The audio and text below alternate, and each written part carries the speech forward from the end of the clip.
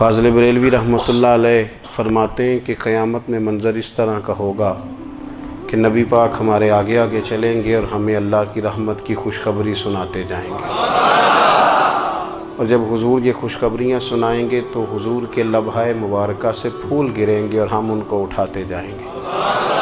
فرماتے ہیں خود تو وہ تھوڑی دیر کے لیے روئیں گے اللہ کی بارگاہ میں کہ یا اللہ انہیں معاف کر دے، خود روئیں گے لیکن ہمیں ہنسا دیں گے۔ پیش حق مجدہ شفاعت کا سناتے جائیں گے، آپ روتے جائیں گے پر ہم کو ہنساتے جائیں گے۔ اور باغ جنت میں محمد صلی اللہ تعالیٰ علیہ وسلم، باغ جنت میں محمد مسکراتے جائیں گے، پھول رحمت کے گریں گے ہم اٹھاتے جائیں گے۔ حشر تک ڈالیں گے ہم پیدائش مولا کی دھوم، اور مثل فارس نجد کے قلعے گراتے جائیں گے۔ اور کیا ذوق بیان کیا، فرمانے لگے خاک ہو جائیں عدو جل کر مگر ہم تو رضا، دم میں جب تک دم ہے ذکر ان کا سناتے جائیں گے۔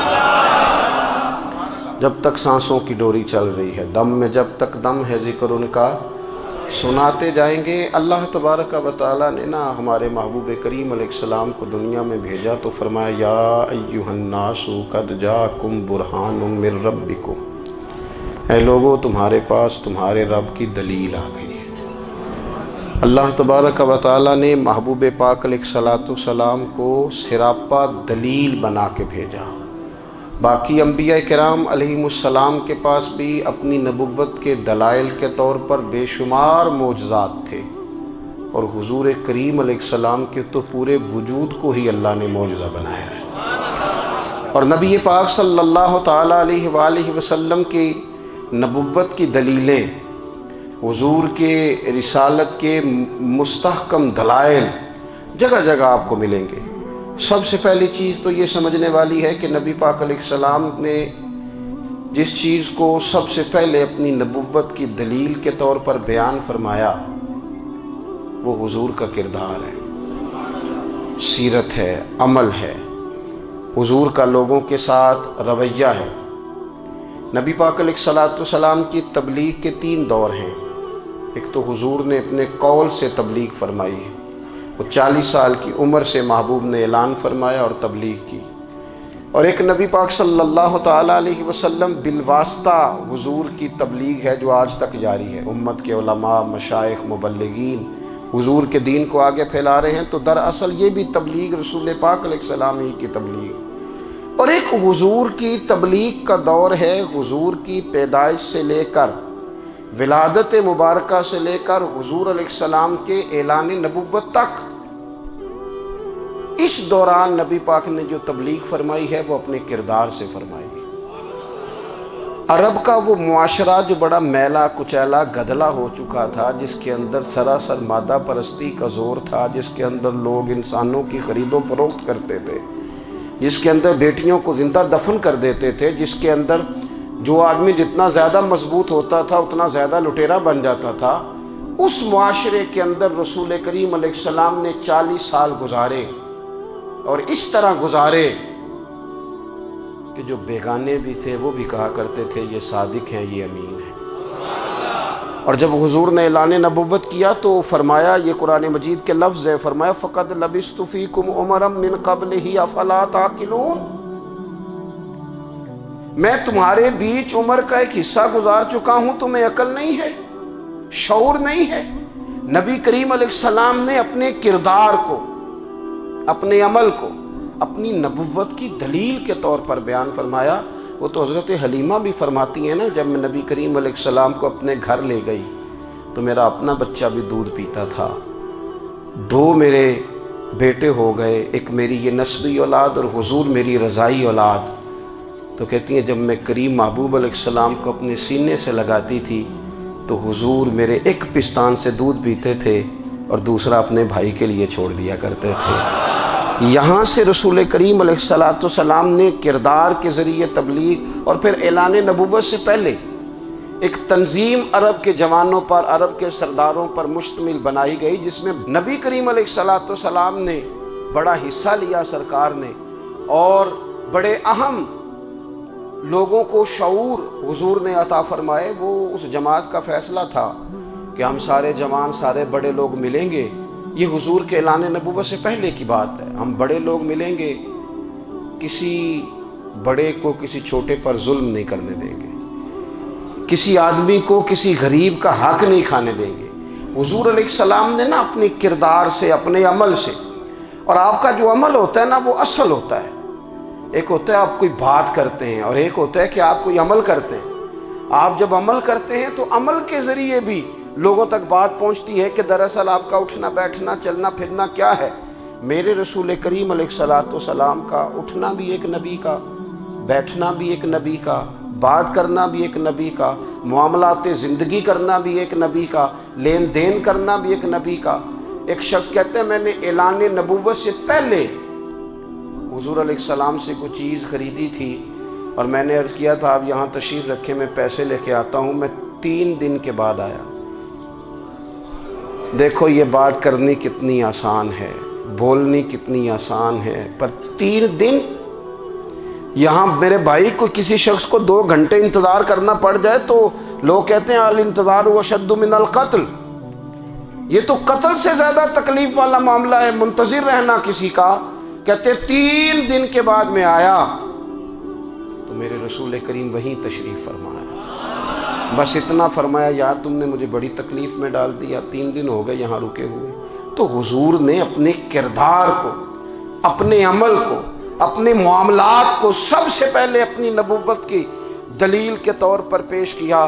کسی نے کیا خوب کہا تھا کہ جو تیری جان کے دشمن ہیں وہ بھی کہتے ہیں، وہ جو تیری جان کے دشمن ہیں، بظاہر تو آئے ہیں نا ہجرت کی رات جان لینے، لیکن امانتیں حضور کے گھر میں رکھی ہوئی ہیں، امانتیں کاشانہ نور پہ پڑی ہیں۔ وہ جو تیری جان کے دشمن ہیں وہ بھی کہتے ہیں کہ امین تو ہے اور صداقت کی آبرو تو ہے، امین بھی تو ہے، صداقت کی آبرو تو ہے۔ تو پہلے کردار، پھر دوسری بات اللہ تعالیٰ نے اپنے محبوب علیہ الصلوۃ والسلام کو اپنا مطلق نائب بنا کر، اپنا محبوب اعظم بنا کر، ویسے ہی سارے انسانوں کے بارے میں کہا وَإِذْ قَالَ رَبُّكَ لِلْمَلَائِكَةِ إِنِّي جَاعِلٌ فِي الْأَرْضِ خلیفہ، میں زمین میں اپنا نائب بنانے والا ہوں۔ لیکن حضور علیہ السلام تو محبوب ہے نا، حضور کی نیابت تو محبوبیت کے درجے پر فائز ہے۔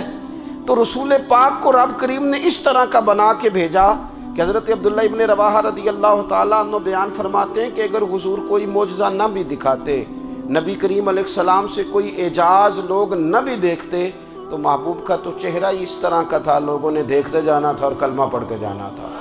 لیکن باوجود اس کے میرے رسول پاک کا اعجاز یہ ہے، کمال یہ ہے کہ حضور کبھی اشارہ کر دیں تو چاند 2 ٹکڑے ہو جائے، کبھی دعا مانگ دیں تو ڈوبا ہوا سورج واپس آ جائے، کبھی محبوب گزرنے لگے تو پتھر آپ پر سلام پڑے، کبھی حضور پہاڑ پر چڑھ جائیں تو پہاڑ وجد میں آ کر جھومنے لگے، محبوب کا کبھی نماز پڑھاتے ارادہ بن جائے تو اللہ تعالیٰ قبلے کا رخ ہی تبدیل فرما دے۔ کیا خوبصورت سوچ ہے اور کیا نظریہ دیتے ہیں بریلی کے امام۔ فرماتے ہیں اجابت کا جوڑا عنایت کا صحرا، دلہن بن کے نکلی دعائے محمد، اور اجابت نے جھک کر گلے سے لگایا بڑی ناز سے جب دعائے محمد۔ دیکھو خدا کی رضا چاہتے ہیں تو عالم خدا چاہتا ہے رضائے محمد صلی اللہ تعالی علیہ وسلم۔ اور ایک مقام پہ فرماتے ہیں نائب دست قدرت پہ لاکھوں سلام، نائب دست قدرت پہ لاکھوں سلام۔ تو اللہ تعالیٰ نے نبی پاک صلی اللہ تعالی علیہ وسلم کو جو اعجاز۔ پھر ایک اور بات، حضور امی ہے،